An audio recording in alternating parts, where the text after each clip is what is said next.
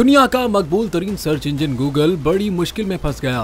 दुनिया भर की कुल दौलत से जायद का जुर्माना आयद। रूसी अदालत की जानिब से गूगल पर $2.5 जुर्माना आयद किया गया है, जो कि आलमी GDP से कई गुना ज्यादा है। ये जुर्माना 4 साल से जारी अदालती मुकदमे के फैसले में सुनाया गया है। ये मुकदमा उस वक्त दायर किया गया था जब साल 2020 में अमेरिका की जानिब से पाबंदियां आयद किए जाने के बाद गूगल के जेर मिल्कियत वीडियो शेयरिंग प्लेटफॉर्म यूट्यूब ने रूसी चैनल तसारग्रेड पर पाबंदी लगा दी थी। शुरू में अदालत ने चैनल के बैन पर गूगल पर 1 लाख रूसी रूबल का जुर्माना आयद किया था, लेकिन बाद में 2022 में रूस के यूक्रेन पर हमले के बाद गूगल ने 17 रूसी मीडिया इदारों पर भी पाबंदियां लगा दी थी, जिस पर अदालत ने मजीद जुर्माने आयद कर दिए। 2020 में सुनाई गई जुर्माने की सजा में हर हफ्ते के हिसाब से दुगना इजाफा किया जा रहा है, जिसके बाद ये भारी भरकम जुर्माना गूगल के लिए अदा करना मुश्किल है।